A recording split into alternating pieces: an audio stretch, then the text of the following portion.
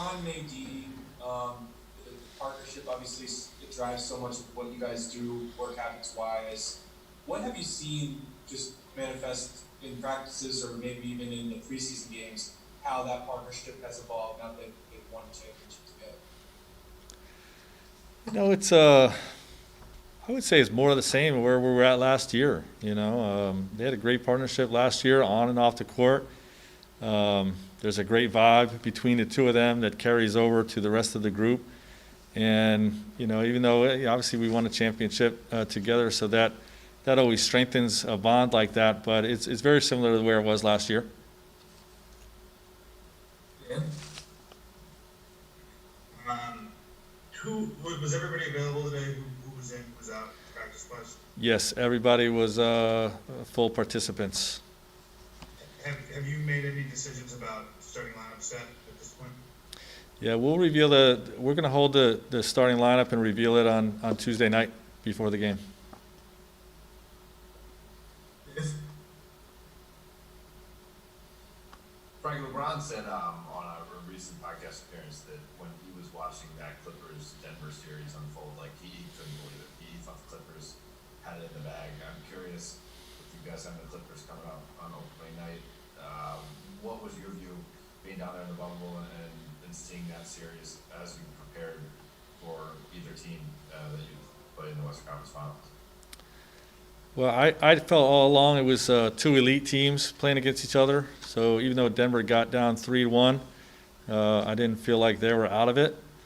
And when they came back, I wasn't surprised, and not to say anything about the Clippers, but I just know how good Denver was, and I knew it was going to be really, really hard to put that team away.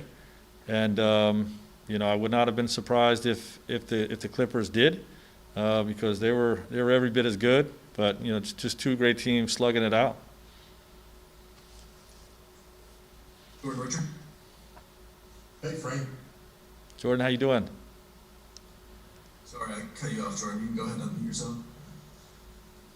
Hey, Frank. Good seeing you, man. Good to see you too.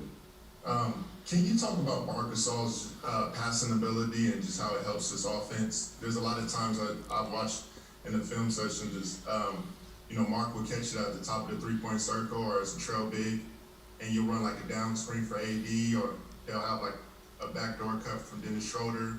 And then just a play that just comes to mind with me is 2 games ago, you told Taylor to set a down screen for Markieff, and he got a layup. Can you just talk about his passing ability and what it brings and how it opens up the offense for this team? Yeah, it's really remarkable that the skill set that Marc has at his size, and the intelligence, the ability to read defense and whatnot. We had him bringing the ball up and handling the ball much like Bam Adebayo and Joker did it to us in the playoffs last year. And there's a lot of different things you can do out of that as well. So there's a great deal of versatility that he's going to add to our team. I think when you have somebody that will pass you the ball, if you're aggressive moving without the basketball, I think that encourages everybody to cut harder, to move better without the ball. Last year, we talked a lot about veterans like LeBron and Rondo kind of being valuable and showing you that they won before and they could kind of show the team how to get there. Do you feel like one of those guys now? Do you feel more confidence sort of approaching this season now that you won a championship? Yeah, I mean, I kind of know what it takes to win a championship now. And so far, the guys that, haven't won, Trez and Wes, guys like that, I still want to be able to, even though they're, Wes been in the game longer than me, and Trez is a great player, and I still want to be able to, tell them things that can help us, repeat. Those 2 guys, listen, they want to win. Dennis, all those guys are able to learn and able to adapt to our system quickly, and they listen. Obviously, when you have a team that's just coming off a championship, it's easier to do. It's easier to learn. It's easier for those guys to adapt to us, knowing that we know what it takes to win. Dave? Hey, Paul George told Matt Barnes and Steven Jackson on their podcast that there's a smile, that you guys had some dialogue about trying to get you to play in Indiana. It didn't happen. And meanwhile, Friday, I think, marked the 2-year anniversary that LeBron, made it known that he'd like to play with you.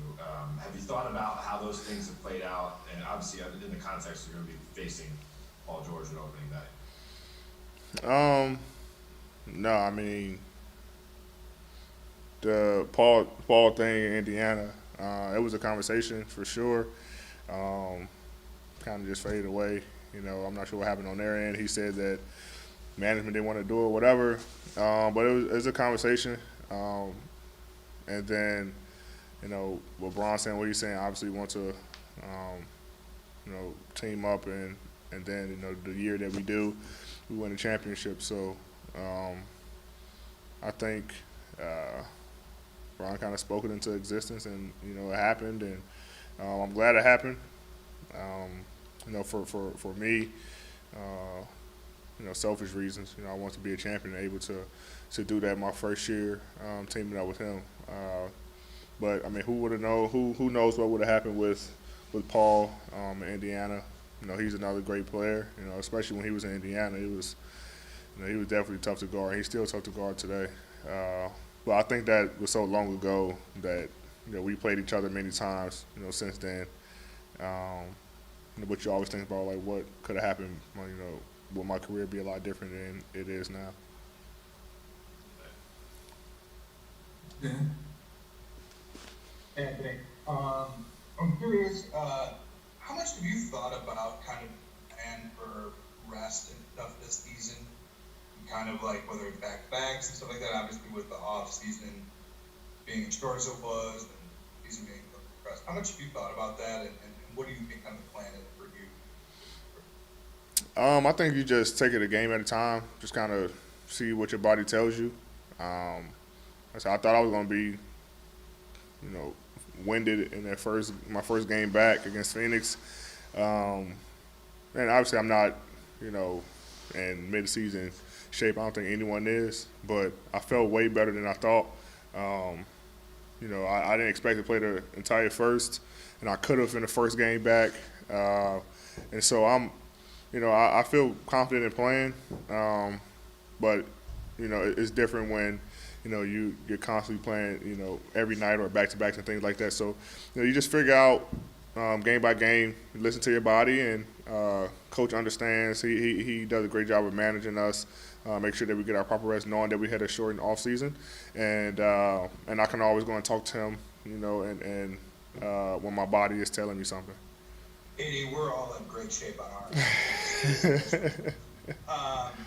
Secondly, you kind of talked about your expectations for Kyle to have a big year.